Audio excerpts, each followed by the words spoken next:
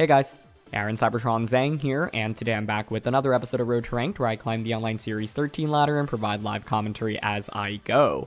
Today we are trying out an Alolan only team that actually got top 8 at the only Series 13 regional championships that took place in person. This was a regionals that was over in Taiwan, and there were about 90 players or so, and the original creator and pilot of this team managed to actually get top 8 with this, which is crazy because there are only 2 restricted Pokemon on the team, right? And so that in itself is absolutely amazing. It was built and piloted by a player called Jianting Liu, so I've linked their Twitter down in the description below. And yeah, I mean, it's an Alolan only team. It has Choice Scarf Savali with Grass Pledge and Water Pledge. What else could you ask for? So as always, I'll do a quick breakdown of the team, but if you want to just skip to the battles, check out the timestamps in the description below. Thanks for watching. If you enjoyed, please share your support by leaving a like. I'd really appreciate it. And let's quickly talk about this team. So as you can see, these are the results from the Taiwanese Regional League, which was a regional level tournament that took place in Taiwan a couple of weekends ago. And like I mentioned, this team finished in the top 8, coming in 6th place. That's wild for a couple of different reasons. I mean, first of all, the team in itself is easily the most unique team out of the top 8 teams. But second of all, it only has 2 restricted Pokemon. And let me remind you, in the Series 13 VGC format, you're allowed to use any number of restricted / mythical / legendary Pokemon as you want. So not only is this team crazy in itself, right? Even if you use this team in a Series 12 tournament, it definitely would catch my eyes because there's so many unique picks. But it was able to get top 8 at a regional championship in person in Series 13, which, you know, allows for so many crazy Pokemon to be used. And so I think that's absolutely amazing. So the first thing I want to talk about here is the Savali plus Primarina combination. Now, the Savali here is Choice Scarf with Grass Pledge, and you've got Primarina with Water Pledge. And so the general idea behind this combination is that with Choice Scarf on Savali, you outspeed everything that's not, opposing Choice Scarf Pokemon or Regieleki. And so the idea is that you can get your Pledge combination off immediately, thus slowing down your opponent for subsequent turns, right? And so the idea is ideally you slow down your opponent, then you bring out Pokemon like Necrozma, Lunala, and the Kartana to come out and just sweep. I think one thing that's pretty interesting about this team is that you have a pretty obvious Trick Room mode here with the Necrozma, Lunala, Primarina, and Incineroar combination, right? But you could also just not really rely on Trick Room and go with the Pledge combination instead. And so 2 different modes here, which I think are really cool. The main 2 restricted Pokemon here are Necrozma, Duskmane, and Lunala. Necrozma is a really interesting Pokemon because Prism Armor and its great base stats just make it fairly difficult to KO, and it's kind of hard to ignore Necrozma while also ignoring its weakness policy. So often your opponents will activate your policy for you. However, Necrozma is affected by stat drops, unlike something like Solgaleo, so you have to really be careful about things like Intimidate coming out from opposing Incineroar or Landorus, for example. This is a pretty standard Necrozma step, but it does have Rock Blast, which gives you better coverage into Pokemon like Charizard, for example, which I think is very appreciated. This is also valuable into just flying types in general, such as Thundurus, for example. And so, yeah. With this team, you also have a couple ways to self-activate your weakness policy. Lunala can self-Moongeist Beam to activate it. Incineroar can go for a self-Flare Blitz to activate it, but obviously be a little bit careful if you're going for those combinations. You really want to have a lot of conviction if you're targeting yourself. But yeah, you don't necessarily need to rely on your opponent just to activate weakness policy.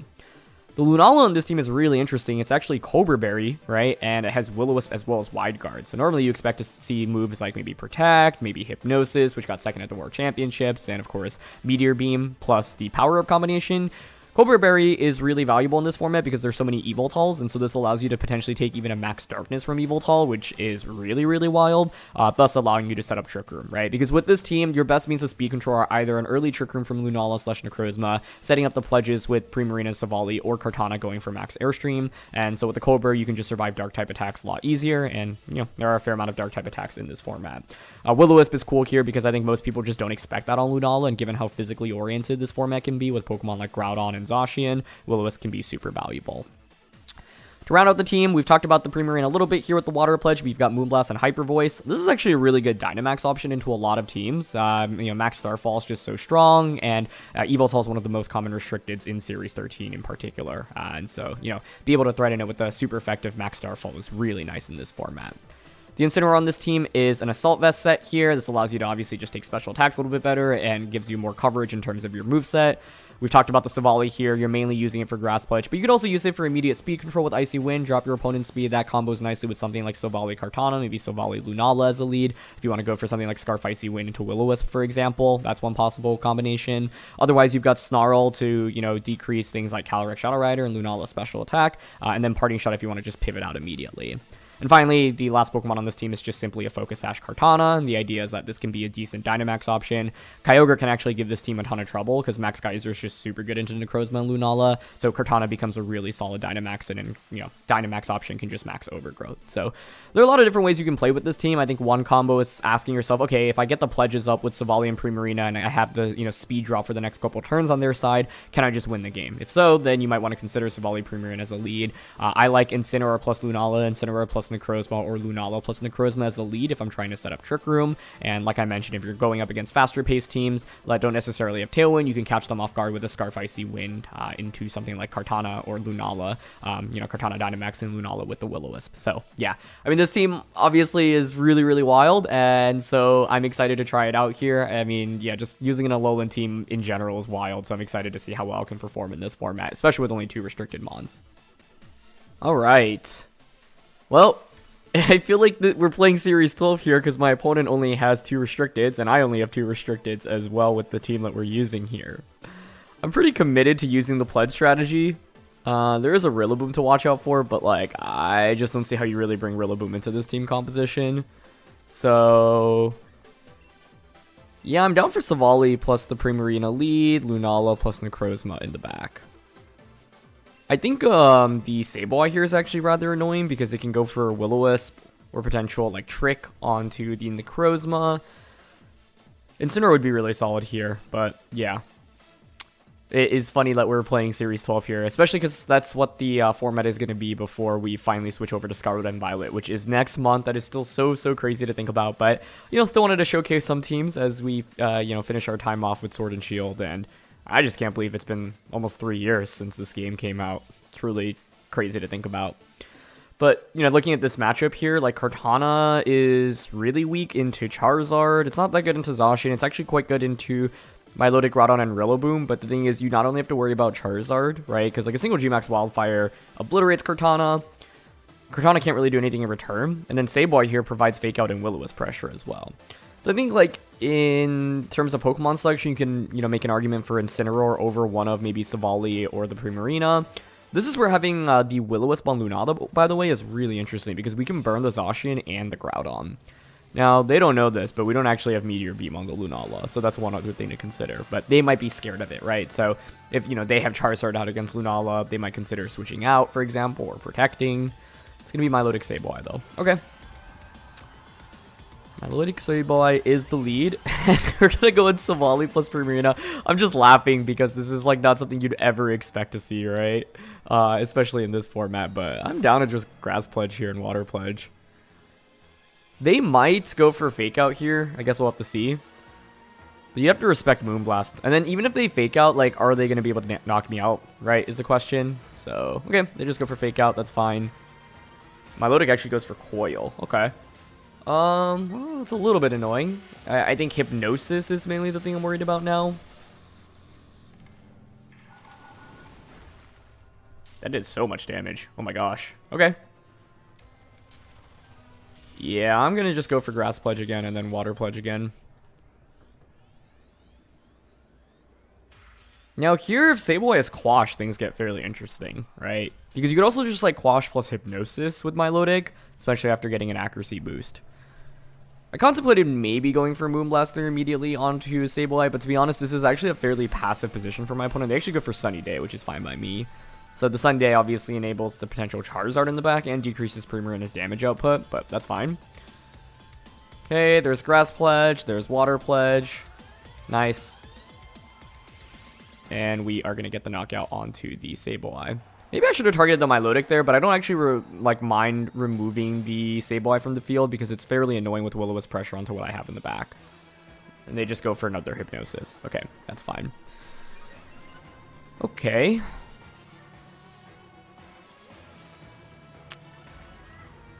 Yeah, I mean, I can just go for... And they bring out Charizard. Okay. So they actually only brought one restricted in this matchup, which is fairly interesting. So we got Swamp Up. I've got Necrozma and a Lunala that I'm really just waiting to get out onto the field at this point in the battle. I'm actually down to just Grass Pledge here, plus Moonblast into the Milotic slot, I think. Because I have Necrozma ready to just come out and click Max Rockfall. So Charizard's going to max. G-Max Wildfire makes sense. Max Airstream makes things interesting, though, because you do get a speed boost. And yeah, like, you can maybe snowball that speed boost in subsequent turns. Charizard is going to commit the max here. That's fine. I've got a Necrozma that's just ready to come in and click Max Rockfall into it. So we get Grass Pledge off here. Decent damage on a Milotic. I'll take it. And Moonblast as well. Nice. Brings it under half. I'll gladly take that. Activates a berry. That's fine. Confirms the item on Milotic. I'm just mainly laughing. And they actually go for Airstream. I'm mainly laughing because it's like I would have not have expected to play against only one restricted Pokemon while we're only using 2 in Series 13. This is literally just a Series 12 battle right now. But no complaints with me here. Mainly curious if it's a Hypnosis coming out from the Milotic here. No, they just go for a third Coil. Okay. Interesting. There's Solar Power. Yeah, I mean, I'm down to just bring out the Necrozma right now. It's just they keep going for Coil, right? So I expect a Hypnosis. So like this turn, I think like Charizard protecting and then Milotic just going for Hypnosis onto Necrozma seems fairly obvious. So I'm slightly worried about that. I could Dynamax this, which would be hilarious. I don't know. I'm actually kind of down to just Grass Pledge here and Rock Blast, I think, into the Charizard slot. I guess the thing is I'm not confident Rock Blast KOs if we only get like 2 hits. Okay, so there's Grass Pledge. Okay, we get more chip damage. Is it a Charty Berry? Okay, nice. That's actually part of the reason why I wanted to click Rock Blast to like get rid of a potential Charty. Okay, so there's the first hit. Now all subsequent hits will deal more damage. That's 2 hits. We might need 4 actually to get the KO here. Necrozma gets 4 though. Okay, nice. Max Rockfall there would not have KO'd, so we needed Rock Blast. Okay. I mean, that should just win us the game now. They Icy Wind. Yeah, I mean, I'm curious about Milotic's moveset here. Is it Scald, Icy Wind, Coil, like Recover? Because I think the lack of Hypnosis made this match a lot easier for me. But I figured if they had Hypnosis, they would have just gone for it already, right? But now we should just win the game. I don't think this really should have worked out as well as it did, though. Because, yeah, I mean, like, I really shouldn't be winning with a Rock Blast and Necrozma. And if we get any fewer hits there, it's obviously a complete disaster. But I've got Lunala in the back. Honestly, from this angle, I'm down to just Dynamax Savali. Because I can't remember the last time I've ever maxed Savali. So we'll go for Max Overgrowth here. And just Sunsteel Strike onto Milotic. Given the Icy Wind here, I feel like it's very unlikely it's carrying Protect. Because then you'd be running Protect, Icy Wind, Coil, and then like I would think you'd want a Water type attack. But with Coil, it would make so much more sense to have Recovery. So really not the kind of match I expected to have here in Series 13, like I mentioned. But this is so exciting. I mean, we got to bring Choice Scarf Savali, we got the pledges off. We get to Dynamax Savali of all Pokemon. Okay, so there's Max Overgrowth. That's really cool. I've actually never seen like Overgrowth coming out from Max Savali. It does not even KO Milotic though. If it has Recover here, it actually gets pretty interesting. But there's a decent chance they also activate the Weakness Policy on Necrozma here. Oh, what a hilarious match. I don't even think this KOs. Like, they're at +3 defense. But like Earthquake would have just not done really any damage either thanks to the terrain being up. No, that actually KO. Was that a crit? That was a crit, okay. A little bit unlucky for my opponent. I don't think it really makes that much of a difference unless they indeed had Hypnosis. And we dodge here with the Necrozma. But that actually just would have activated my Weakness Policy. So even if they had recovered, you know, like, and hit the Precipice Blades there, would have just activated Policy. I'm faster with both of my Pokemon. I guess the Swamp finally does disappear, but yeah. And we had a Lunala in the back. Part of the reason why I Dynamaxed the Savali here was because I felt really confident winning the game with Lunala in the back. And like, I can even max Darkness to decrease their special defense so that Moongeist Beam does more damage. Lunala can Will-O-Wisp onto the Groudon slot as well. I've got Wide Guard support for Icy Wind and Precipice Blades. They unfortunately missed the Necrozma again, so certainly I've had good fortune here, that's for sure.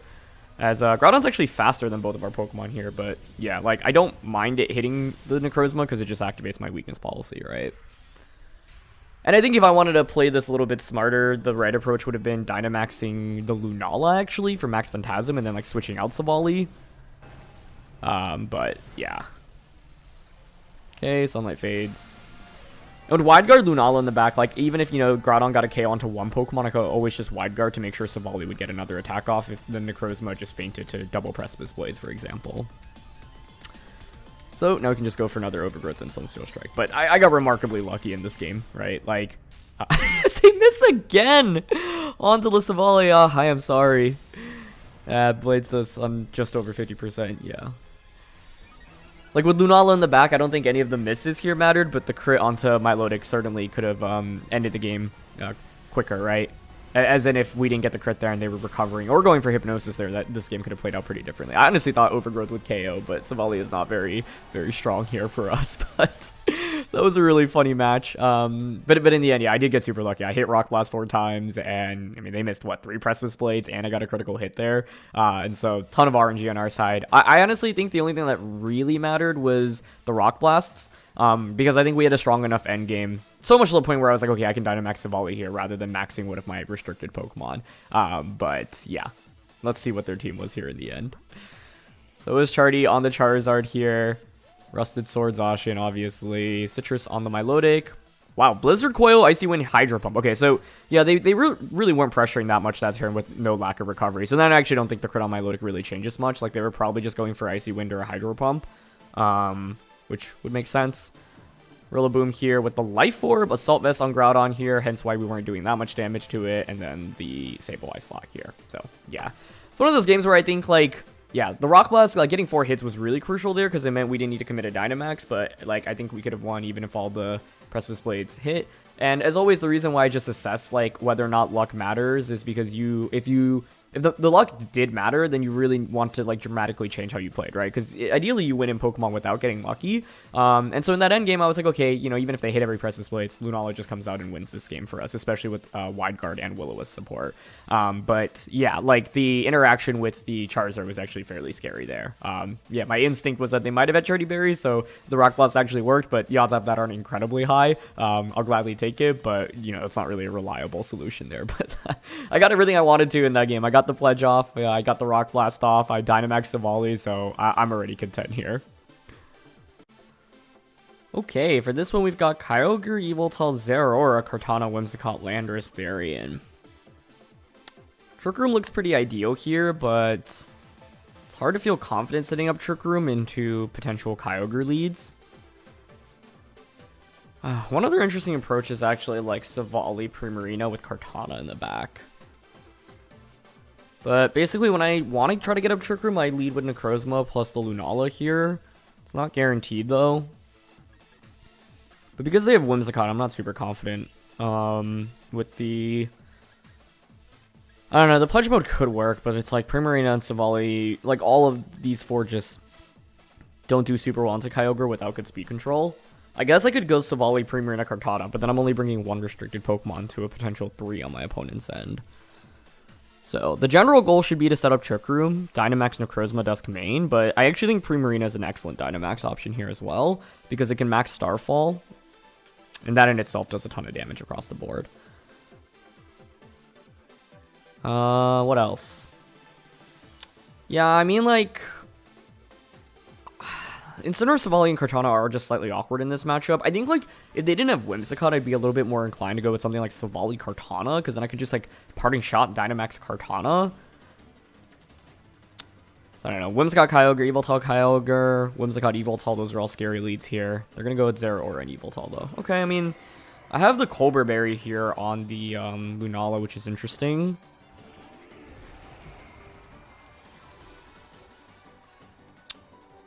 They could double up onto Lunala, but I'm kind of down to max here. Quake and Trick Room. My other question is if Yveltal's physical or special. Because if it is special, then the Quake boosts obviously help. If it's physical, I can burn it with Will-O-Wisp. Best case would be my opponent like doubling up onto the Necrozma slot turn one and just ignoring Lunala, expecting it to like switch out. But they're going to commit the Dynamax here, no surprise. I'm also worried about Zeraora, like, breaking Shadow Shield and then the Yveltal just targeting Lunala and doubling up onto it. I guess what's interesting about the Lunala and Charisma lead is that, like, both of these Pokemon get access to Trick Room. They share similar weaknesses, so who do you actually target? In my experience so far, just playing a couple games with the team, people have prioritized the Lunala a little bit more. So for that reason, this is fairly scary. We'll see. Like, the other thing is they might not expect Cobra Berry, right? So if Shadow Shield is up and we have the Cobra Berry, I expect to survive. But not a double up. Oh, but they go for Fake Out. Nice. Okay. Into Max Darkness. Cool. If we survive this, which I expect to, if not, then I just question everything. But if we survive, we should be in really good shape here. Even with Shadow Shield and Cobra, I hang on only with 22 HP, but I'll gladly take that. In the grand scheme of things, that's okay. Okay, we don't see a Life Orb. Get Max Quake to boost their special defense back up. No Focus Sash on Zeraora. Okay, cool. And I get Trick Room up. That's as ideal as I could have asked for, honestly. Now we can go for... I mean, I still don't know if it's physical or special Yveltal. I'm down to Will-O-Wisp it, though, because I don't really think I have anything better to go for. I guess I could Wide Guard, because they can bring in Kyogre right now. So that would just, you know, stop a potential water spell. Well, that's not a terrible idea, actually. Let's see if it is Kyogre. Either way, though, that turn one, I am very, very happy about. And their play makes a lot of sense, because it would have denied Trick Room if I didn't have the Cobra Berry on Lunala and just had, you know, try to go with Trick Room on Necrozma. So covered for both of those options, but I not only had Dynamax, but I also had the Cobra Berry, which was, like, the best possible combination we could have asked for. Okay, so they bring Landorus out. Landorus isn't that scary. Primarina's super good here, and Incineroar's good as well. I can't boost my special defense right now, though. I don't want to activate Policy on Yveltal either, which is a little scary. I'm down to Will-O-Wisp the Landorus slot. I wonder if Steel Spike and Moongeist Beam just KO. Primarina in the back. Okay, I'm down to Steel Spike Landorus here, and then Will-O-Wisp onto Yveltal. It'd be beautiful if they activated Weakness Policy for us. They actually switch out, which is fine by me. Okay. Into Kyogre. That makes a lot of sense. I mean, here, if the Yveltal knocks out the Lunala, it gives me a free switch into Primarina. Or Incineroar, and Incineroar can Snarl, which is pretty sweet from this position. It's actually really solid damage with Steel Spike, even with the Intimidate. So I'll take that. Okay, get a defense boost. Nice. We're faster than the Yveltal here, which is good. Under Trick Room. We expect that, but I don't know if they were, like, not speedy Yveltal for some reason. That could be bad. And they target the Lunala slot. Perfect. So this grants me a free switch in now. With that, who do I want to go into? I could go into Incineroar. You know what's a really interesting play? Go into Incineroar and then self-Flare Blitz to activate Policy.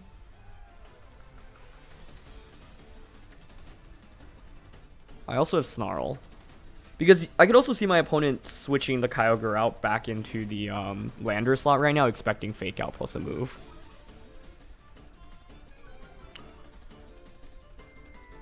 I wish you had Max Mindstorm here. I'd go for Self-Flare Blitz into Mindstorm, I think.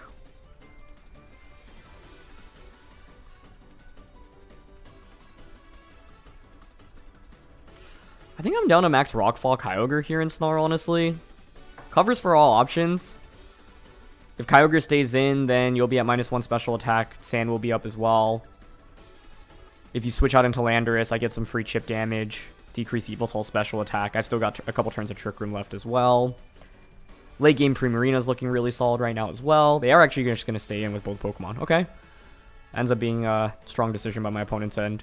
Because I could have just gone for Self-Flare Blitz, Max Quake into Kyogre. That would pick up the KO and give me a special defense boost and probably just win me the game. So maybe a risk versus reward-wise, that was worth considering. But if I were my opponent's shoes, I think I would have switched out. So that's why I didn't go for it. I think it's still okay, though. I get a Snarl off onto both, and I change the weather, so it's not the end of the world. Ooh, Evil outspeeds their Kyogre, though, so they will get Darkness off. I mean, Darkness and Origin Pulse here are still going to do a ton onto my end, but it gives me a free switch into Primarina if you KO Necrozma, and if not, you just activated Weakness Policy. Either way, it's not the end of the world for us. Although now, Sucker Punch pressure from Yveltal is real. Let me go for Origin Pulse, okay. Okay, I end up surviving with 8 HP, but that's one of those awkward situations where I'm not sure I actually love surviving there.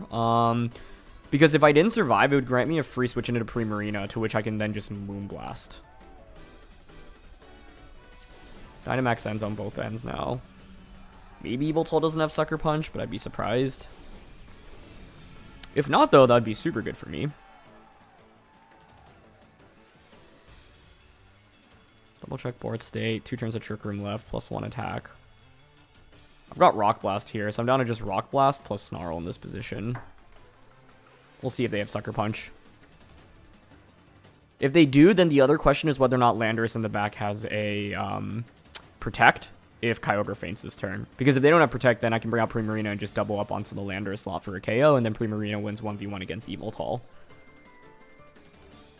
This is really close. Kyogre does switch here, okay. Yep, so there's Landorus coming in. Like, if I have Primarina plus Incineroar in the endgame outside of Trick Room, I can still definitely win. They do have Sucker Punch as well, okay. Yeah, so this is where, like, me surviving just wastes the turn of Trick Room, right? Which is super, super unfortunate for us. Snarl does connect, so it breaks a potential Focus Sash on Landorus. Okay. Now my question is, do you have Protect on your Pokemon?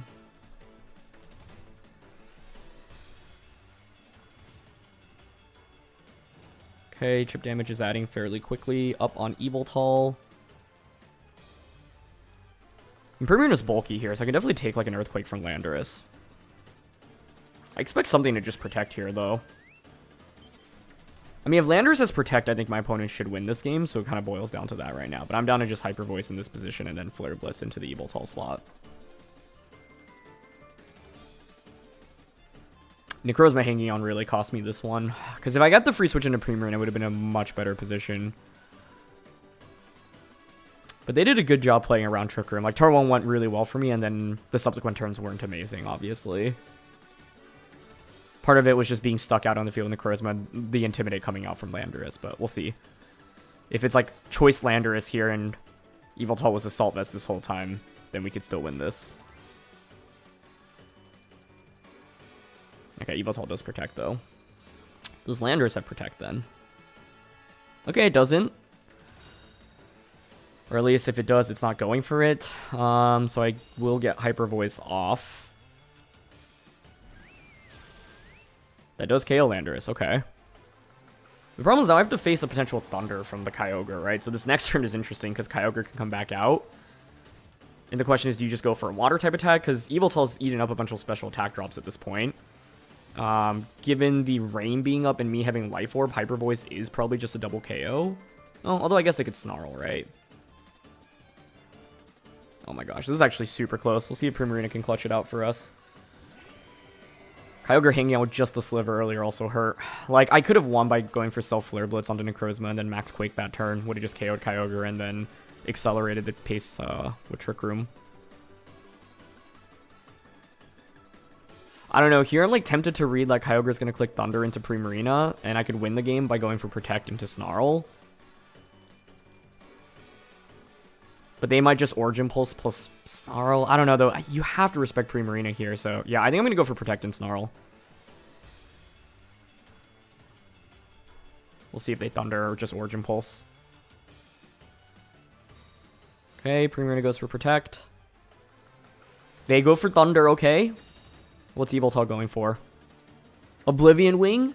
Into Primarina, okay. Does Snarl... I might have had to U-turn here. Like, I was a little bit worried about... missing Snarl there. We actually just win the game off that. Oh my gosh, that was crazy. Yeah, I mean, it felt like I had a really major advantage after turn 1, so the fact that I wasn't able to translate to a direct victory is a testament to, you know, how well my opponent played with Yveltal, and how well they stalled out my Trick Room after turn 1. But now we can just Moonblast. I guess I could still lose to a crit right now, right? I don't mind U-turning here. Even if they crit Oblivion Wing, though, I'm not sure it KOs Primarina here, and they actually just end up forfeiting. I think it was worth playing out just for the Oblivion Wing onto Primarina, but yeah. Primarina's like surprisingly good in this format, especially as a potential Dynamax option, and yeah, it closed out that game for us. So that was way too close, though, because if Landorus had Protect there, I would have just lost the game. I think, yeah, the main turn I'm looking at is whether or not I could have Self-Flare Blitzed into the Necrozma. So it was Charm Whimsicott here. That's really bad for Necrozma. EV Kartana. Magnet not Regieleki, Zeraora. Choice Scarf Kyogre. Okay, that makes sense, especially as to why they clicked Thunder in the end. Life Orb Landorus here. Yeah, so they didn't have Protect on Landorus or Kyogre. Black Glass is Yveltal, mixed with Sucker Punch as we saw, and then back to Whimsicott. So, yeah. Shows you the value of Colbur Berry, though, on the Lunala. We were able to survive a 4-time super effective Dark-type attack from a Dynamax Yveltal with Dark Aura, which is wild. So, yeah, let's look for one more. Okay, last one here, and we've got Comfey, Palkia, Zacian, Yveltal, Groudon, Porygon 2. Pledges are interesting. I'm not sure they're really good. I've also faced Comfey plus Palkia plus Yveltal before, and like I get baited into thinking policy is on Yveltal, but it's actually on the Palkia. That'd be pretty bad for me. I'm not sure how I actually stop Comfey Palkia. Primarina is actually the answer. Dynamax Primarina is probably our best approach in this game, but it could be Dynamax Necrozma. I have to be prepared for Comfey plus Palkia, I think, as the lead. I want to set up Trick Room and Max Primarina in an ideal world.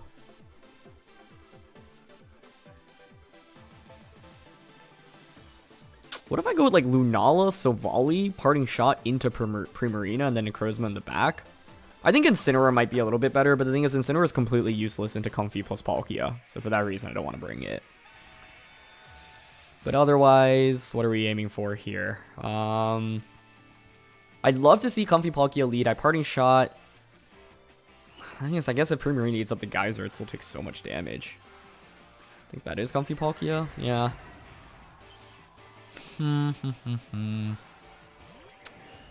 Yeah, I mean, here I think I'm going to go for Parting Shot plus Trick Room. And then I'll get in Primarina, but...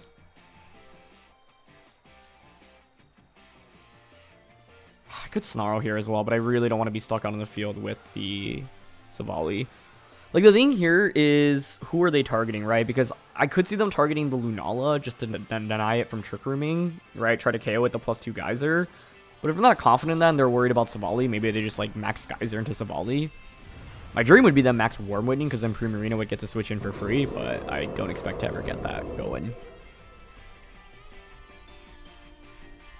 Yep, there's Draining Kiss into Weakness Policy. Okay. So this was the lead we expected. This is the turn 1 I expected, but this still, I wouldn't say is amazing. And that's not even, like, after this turn, I still have to deal with the potential of Ally Switch from Comfey, which is always very fun to go up against. So instead of going to Primarina here, I could actually go into Necrozma, right? I actually like that more, because I think Primarina should be the sweeper here, and if Primarina switches in and eats up a +1 Max Quake or Max Geyser, it's not good for me, whereas I can actually sacrifice Necrozma here in the worst case. Ooh, it's actually Max Quake. Does that KO? We survive on 9. Okay, that's pretty huge, because that activates my Weakness Policy. But I guess I can just Draining Kiss it for a KO, no? How in the world am I ever supposed to beat Palkia here? Ugh. Like, if I switch in Primarina there, it would just take so much damage immediately. I expect Draining Kiss now onto the Necrozma slot. I could go for a crazy play of Dynamaxing it to try to survive Draining Kiss and then double up on a Palkia with Moongeist Beam and Quake. But I don't think that's it. Okay, I'm gonna Moongeist Beam, Comfey, and Sunsteel Strike, Comfey.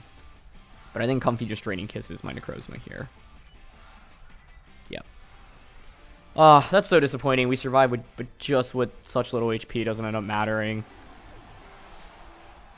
Which makes me think then, and they're even faster with the Palkia, that's concerning. Okay.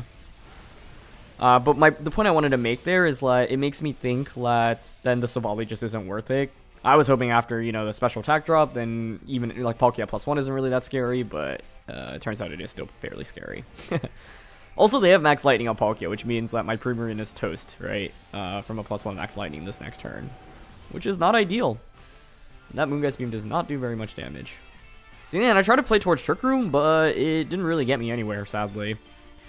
But I think Palkia is actually, like, Palkia Comfy is just excellent into us, because, like, I don't have anything to really stop the weakness policy activation, because Comfy's Draining Kiss will go before Incineroar's Fake Out. And without any ground resistances or immunities, Max Quake is just guaranteed onto every slot. So kudos to my opponent, right? Because I think some players would make the error there of maybe going for something like a Wormwind or a Geyser. I wouldn't even call those errors per se, right? But if they just go for Quake, I have no way to stop Draining Kiss plus Max Quake. Like, there's, like, no combination of Pokemon I can even lead with that would give me a huge advantage, which is always kind of concerning. The best bet would maybe be Primarina and just Dynamax immediately. And plus Savali, perhaps, but nah. I'm gonna switch in Savali here.